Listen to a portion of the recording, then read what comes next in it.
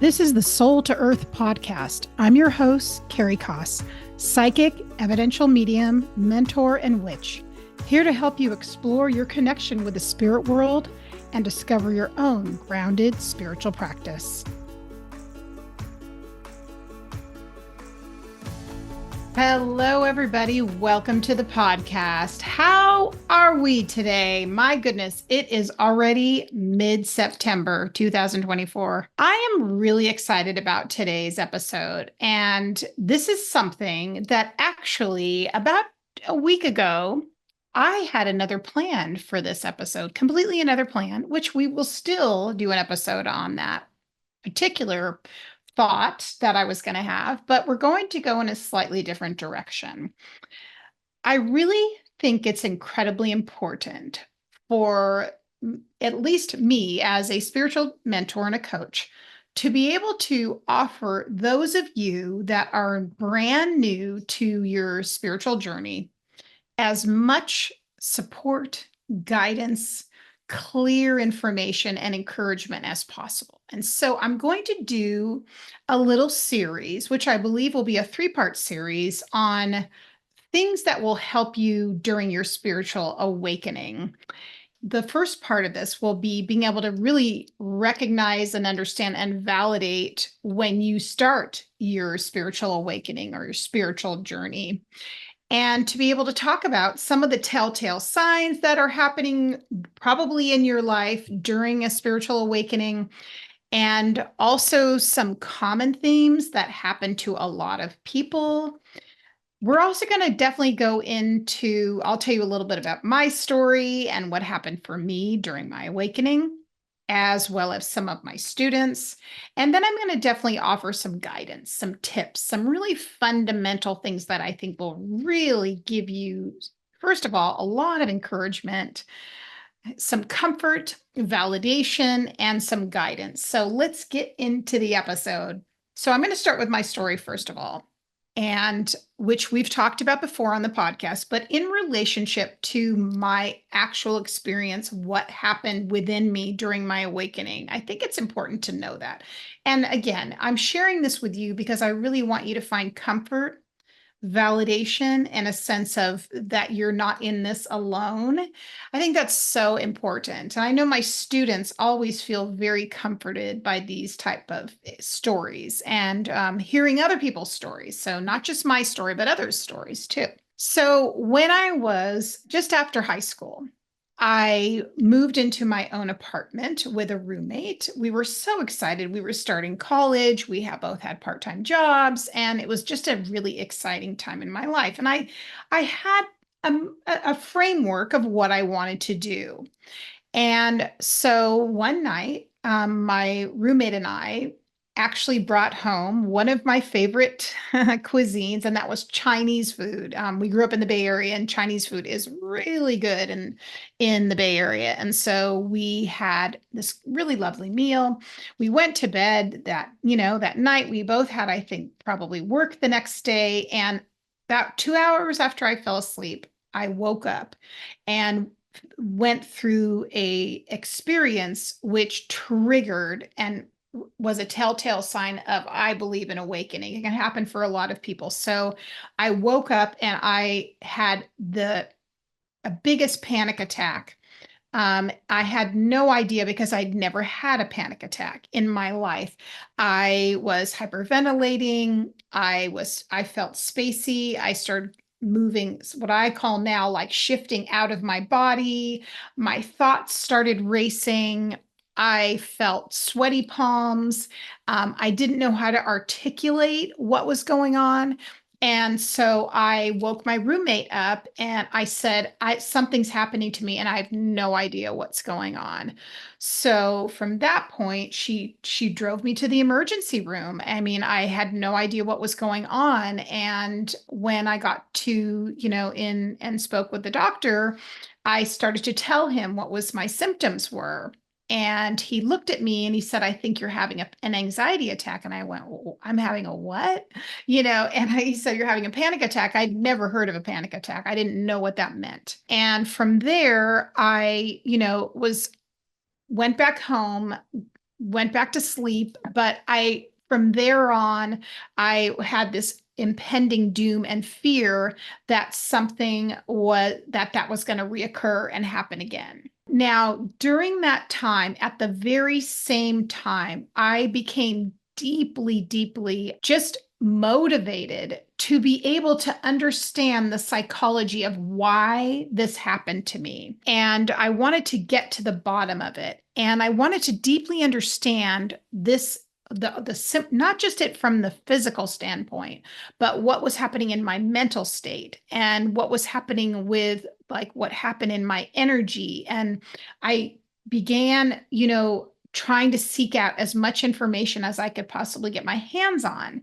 And that led me on this path of being able to, I started reading all these books about, which really were these things of, metaphysics and understanding energetics.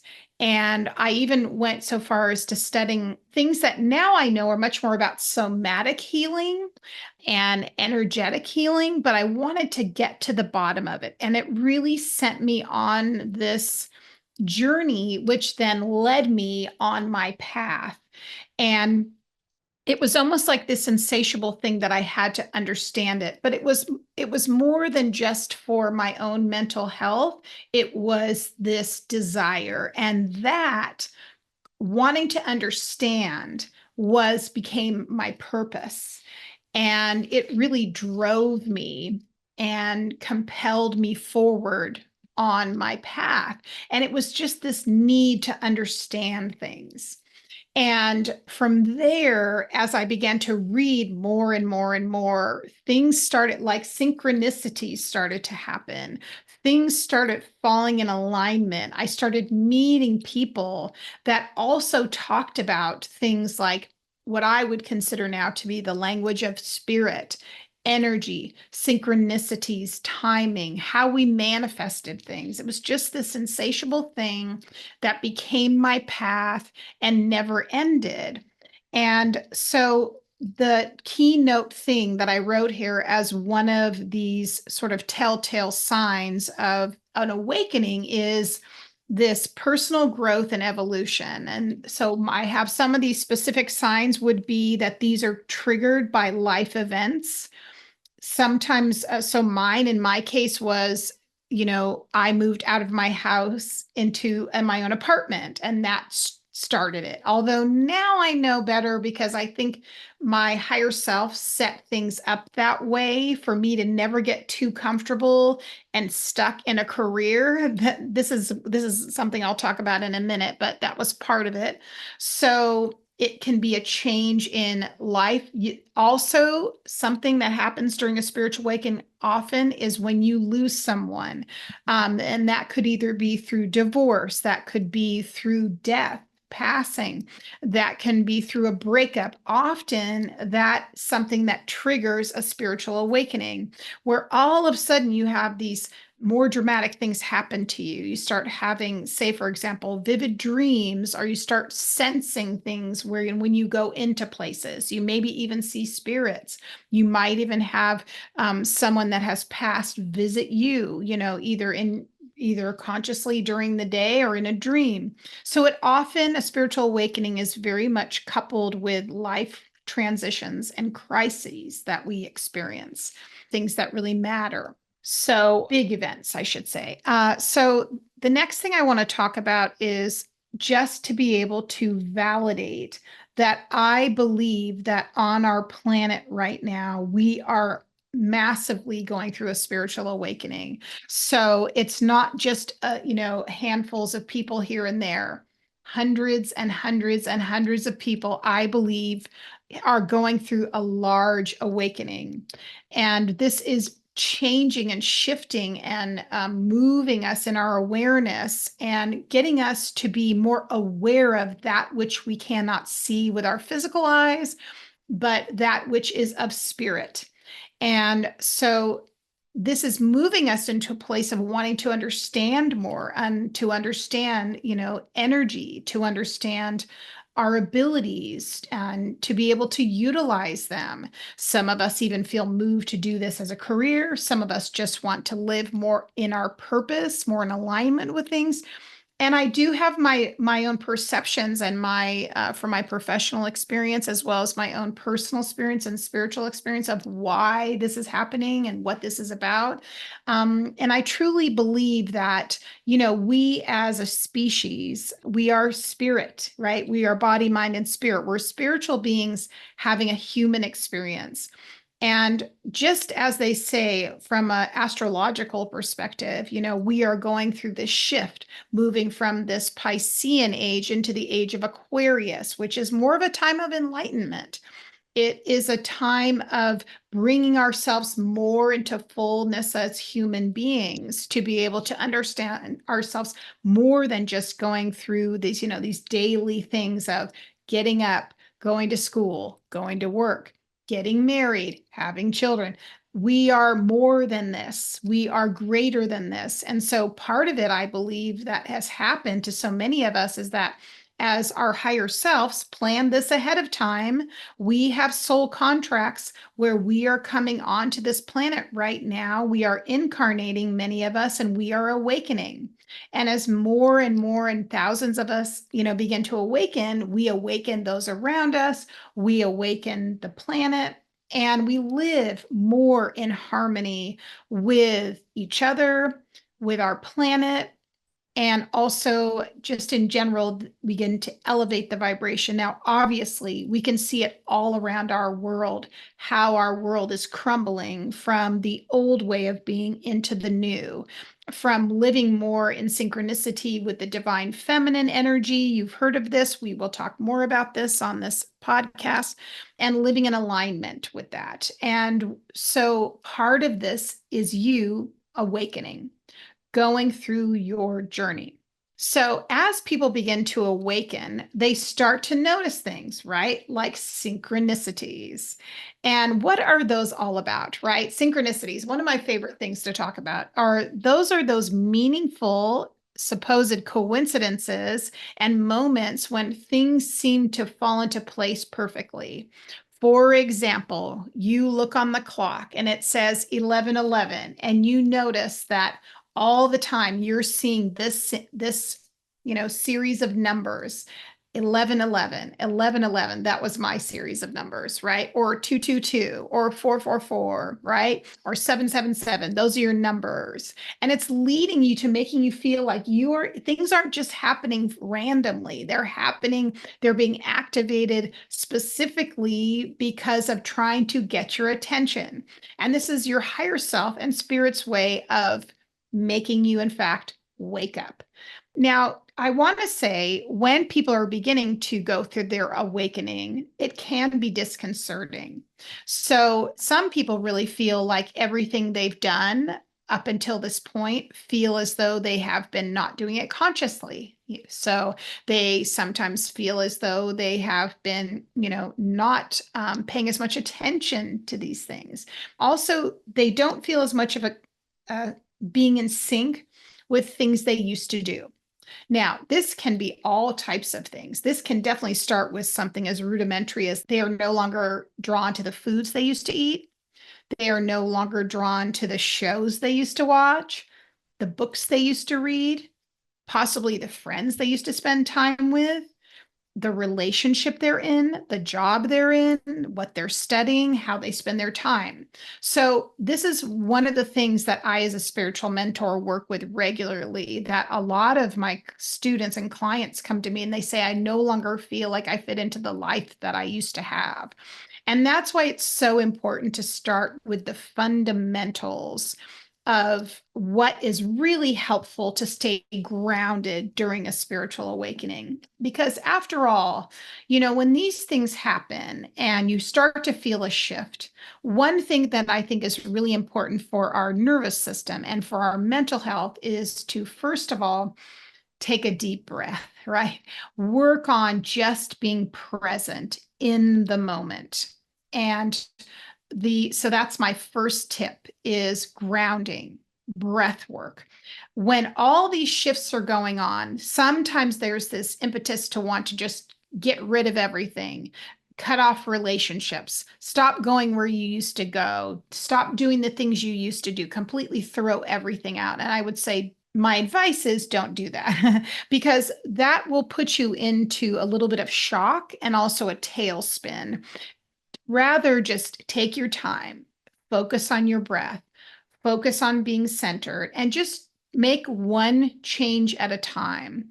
Definitely seek out people that are like-minded, that you can talk to about this experience, but that are going to also help you keep grounded and that are going to help you just break things down and stay in the present.